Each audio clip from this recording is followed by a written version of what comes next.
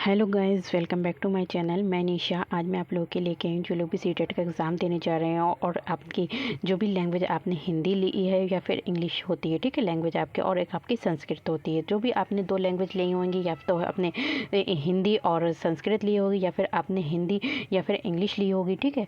तो उसको को मैं स्टार्ट कराने जा रही हूँ। तो चलिए स्टार्ट करते हैं। इससे पहले मैंने आपकी क्लास 5th क्लास करा दी है और आज मैं आपकी क्लास 6 लेकर आई हूँ। तो चलिए स्टार्ट करते हैं।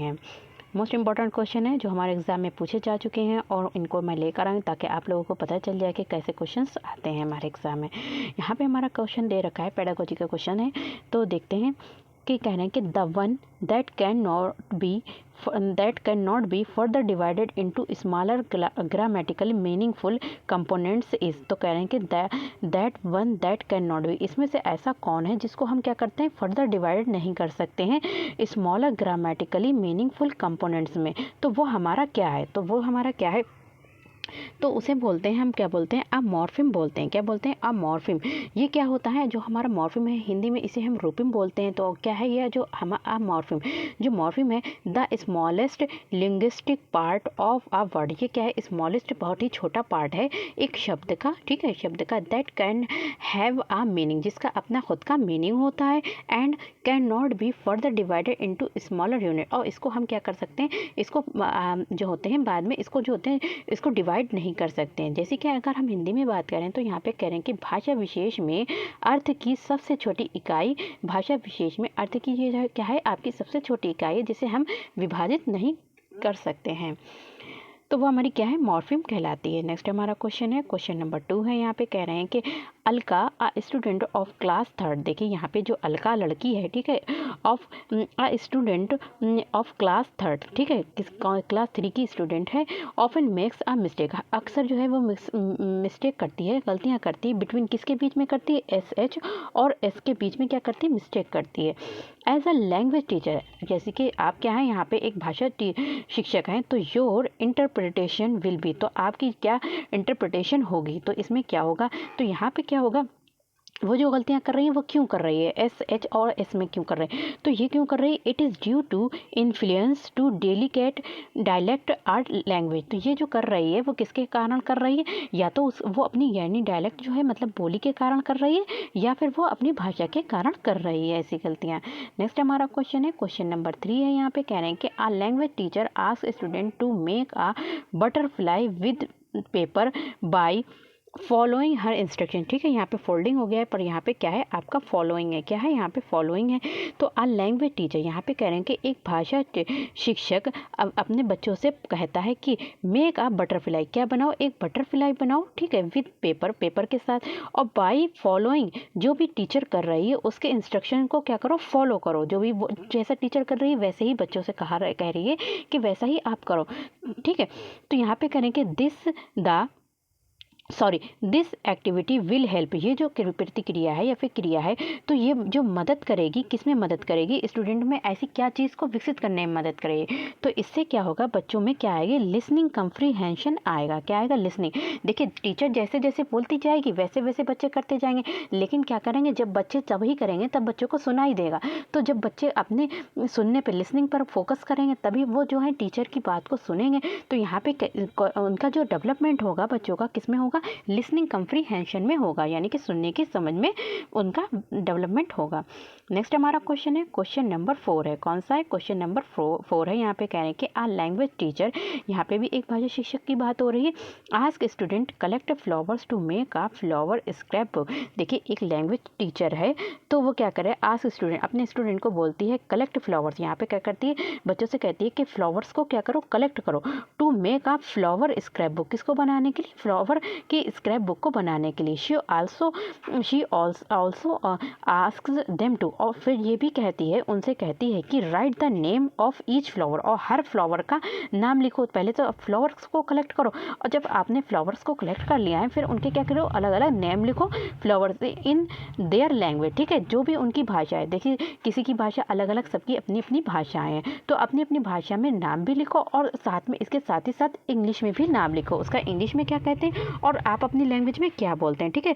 अगर कोई भी है, जैसे कि स्टूडेंट्स हैं, वहाँ पे 10 स्टूडेंट्स हैं, तो उनकी जो मातृभाषा है वो अलग अलग है, ठीक है। तो टीचर यहाँ पे करे कि अपनी मातृभाषा में भी अपने उसके जो भी फ्लावर्स के नेम है वो भी लिखो, और जो है इंग्लिश लैंग्वेज है उसमें भी नेम लिखो। तो दिस एक्टिविटी हेल्प हर, तो ये एक्टिविटी जो भी क्रिया है वो किस में मदद करेगी, हर टू प्रमोट, तो किसको, जो टीचर को बढ़ावा देगी, तो किस में देगी, तो ये इससे क्या होगा, इसमें कि जो बढ़ावा देगी मल्टीलिंग्विज्म में, इससे बहुभाषिता को क्या मिलेगा, बढ़ावा मिलेगा। इससे बच्चे जो हैं क्या करेंगे, अलग अलग लैंग्वेज में जो फूलों के नेम हैं, जो भी फ्लावर्स के नेम हैं उनको देखेंगे, तो इससे क्या होगा, उनका बहुभाषिकता में विकास होगा और इससे उनको बढ़ावा मिलेगा। नेक्स्ट हमारा क्वेश्चन है, क्वेश्चन नंबर 5 है, यहाँ पे करेंगे in which of the following the role of the learner is that of an independent learner. कह रहे हैं कि in which of the following, इनमें से ऐसा कौन सा है, द रोल ऑफ लर्नर, जो क्या है अधिगमकर्ता की भूमिका निभाता है, और जो कौन सा है जिसमें जो लर्नर है वो कैसा है, इंडिपेंडेंट है, किसी यानी कि इंडिपेंडेंट है, किसी पे निर्भर नहीं है, बल्कि अब तो क्या है, इंडिपेंडेंट है।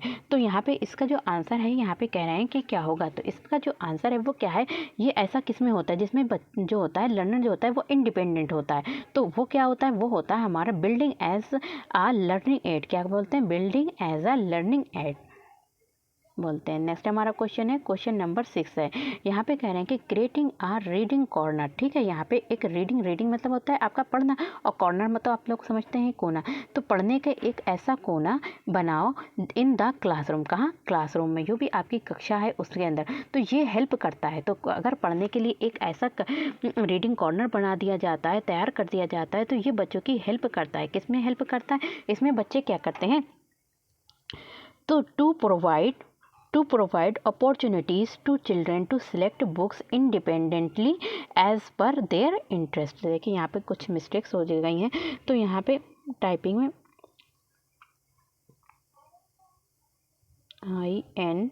INTEREST, ठीक है, इंटरेस्ट, तो अपनी रुचि के साथ, तो ये क्या देता है, जब भी उनके लिए एक लाइब्रेरी की तरह तैयार कर दिया जाता है क्लासरूम में, तो क्या करता है, टू प्रोवाइड अपॉर्चुनिटीज़, तो बच्चों को क्या देता है, अवसर देता है, टू चिल्ड्रेन को सिलेक्ट बुक्स, तो वो वहाँ पे बच्चों से क्या करते हैं, अपनी पसंद की बुक्स को सिलेक्ट कर सकते हैं और अपनी रुचि के अनुसार उन्हें पढ़ सकते हैं। नेक्स्ट हमारा क्वेश्चन है, क्वेश्चन नंबर यहाँ पे 7 है, यहाँ पे कह रहे हैं कि small kids at their initial stage, तो जो छोटे बच्चे होते हैं, ठीक है, तो वो किस पर, अपनी शैशवावस्था में क्या करते हैं, लव टू मूव पेन, तो लव प्यार करते हैं मूव पेन को हिलाने डुलाने से, एंड पेन या फिर पेंसिल को मूव करना क्या करते हैं, प्रेम करते हैं, इन टू एंड फ्रो अप, और क्या करते हैं, और पेन और पेंसिल को क्या करते हैं, इधर उधर करते हैं, एंड अप डाउन करते हैं, ऊपर नीचे करते हैं, तो ऊपर क्या करते हैं, पोजीशन में करते हैं। तो दिस वे कह रहे हैं कि ये जो वे है, दिस वे ऑफ, ठीक है, यहाँ पे ऑफ होगा, यहाँ पे इफ़ नहीं है, यहाँ पे ऑफ होगा, ठीक है, तो दिस वे ऑफ, तो ये जो तरीका है वो राइटिंग का कैसा है, तो ये जो तरीका कहलाएगा राइटिंग का, उनके लिखने का बच्चों का, तो ये हमारा कहलाएगा स्क्रिबलिंग कहलाएगा, क्या कहलाएगा, स्क्रिबलिंग कहलाएगा। स्क्रिबलिंग में जो होता है, बच्चा क्या करता है, लिखता है और अपनी ही भाषा में लिखता है, और जैसे चित्रों के माध्यम से लिखता है, तो क्या करता है बच्चा, इधर उधर इस तरीके से चित्र बनाता है, इस तरीके से वो अपनी लैंग्वेज को खुद ही समझता है। जो स्क्रिबलिंग होती है, इसमें जो होता है राइट हेजिटली, तो बच्चा जो होता है वो झिझक के साथ हेजिटली लिखता है या फिर केयरलेसली लिखता है, without regard to correctness or elegance as to scribe a letter. Next हमारा क्वेश्चन है, क्वेश्चन नंबर 8 है, यहाँ पे कह रहे हैं कि in a language classroom a teacher is asking student, तो इन आ लैंग्वेज क्लासरूम, कौन से भाषा के क्लासरूम में, भाषा के कक्षा में, आ टीचर इज आस्किंग, एक टीचर जो है पूछती है बच्चों को, टू इंटरेक्ट इन ग्रुप्स, ठीक है, इंटरेक्ट यानी कि बातचीत करो, ग्रुप्स में, समूह में बातचीत करो, and then share their personal response to the poem, उसके बाद क्या करो, अपना खुद का जो भी आपका पर्सनल रिस्पॉन्स है उसको क्या करो, शेयर करो एक दूसरे के साथ, ठीक है, पोएम के बारे में। तो दिस टास्क, ये जो प्रतिक्रिया है, टास्क है, प्रोमोट्स सोशल इंस्ट्रक्शन, ये जो टास्क है वो कैसा है, एक जो बढ़ावा देता है सोशल इंस्ट्रक्शन यानी कि सामाजिक इंस्ट्रक्शन, अंतःक्रिया का जो है कह रहे हैं कि बढ़ावा देता है, और एज एडवोकेटेड बाय, और ये जो दिया था वो किसने दिया था, ये जो दिया था वो हमारा लेव वाइगोत्स्की ने दिया था। नेक्स्ट हमारा क्वेश्चन है क्वेश्चन नंबर 9 है। यहाँ पे कह रहे हैं क्वेश्चन नंबर कौन सा है 9 है। तो यहाँ पे कह रहे हैं in a language classroom you have ask student to write down the directions for. तो यहाँ पे कह रहे हैं कि इन अ लैंग्वेज क्लासरूम, कौन से रूम क्लास में, भाषा की कक्षा में, यू हैव आस्क स्टूडेंट, यहाँ पे एक टीचर है अपने बच्चों को क्या कहेगी, ask student to write down the directions for reaching your home from school.